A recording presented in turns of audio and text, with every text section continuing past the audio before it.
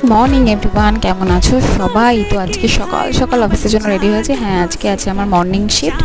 আর এখন বাজে 6:30, আর আমি এখন বাড়ি থেকে বেরোবো বলে চটপট করে রেডি হয়েছে অ্যাজ ইউজুয়াল। আমি তো অফিসে লেট, মানে বেরোতে আমার দেরি হয়ে যাচ্ছে, আর এবার দৌড়াতে দৌড়াতে আমাকে যেতে হবে।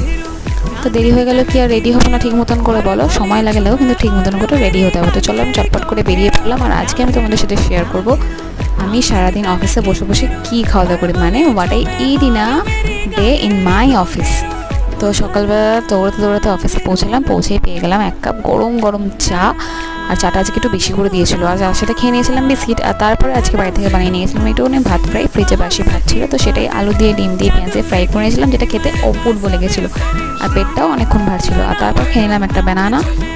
আর তারপরে চলে আসলো আরও 1 কাপ চা। আর এই 1 কাপ চা দিয়ে আজকে আমার হোয়াটাই ডিনার ডেও শেষ করলাম, আর প্লাস তার সাথে আমার অফিসও শেষ করলাম। দেখা হচ্ছে একটা নেক্সট ভিডিওতে। সবাই ভালো থেকো, সুস্থ থেকো, চ্যানেলকে সাবস্ক্রাইব করে